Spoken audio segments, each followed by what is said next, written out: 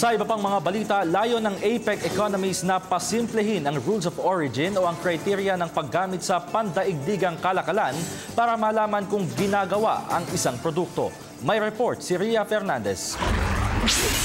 Gustong pasimplehin ng APEC economies ang rules of origin o ROO, ang kriteryang ginagamit sa pandaigdigang kalakalan para tukuyin kung saan ginawa ang isang produkto.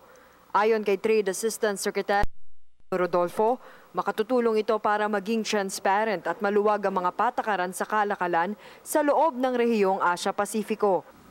By harmonizing and simplifying ROO and making its application simple and non-restrictive across different RTAs, it will help simplify trading conditions and contribute greatly to APEC and WTO's work on transparency. Makatutulong din ito upang maging mainstream o global ang micro, small and medium enterprises o MSMEs na itinuturing na backbone ng mga ekonomiya.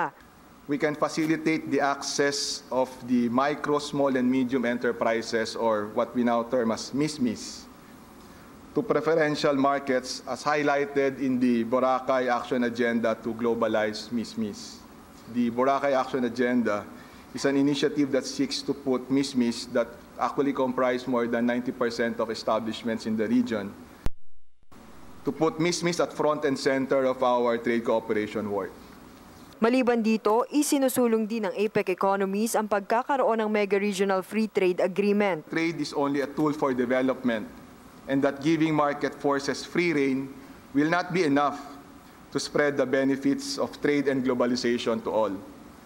The instruments that we develop and the RTAs and FTAs that we build should harness trade's potential, ensuring that both developing and developed economies and all sectors in our economies benefit from our work. Ayon sa APEC Policy Unit, nakapagpatupad na ng 144 na FTA sa rehiyon. Binubuwag ng naturang kasunduan ng taripa at iba pang balakid sa bukas at malayang kalakalan. Para sa Telebisyon ng Bayan, Ria Fernandez, Cebu City.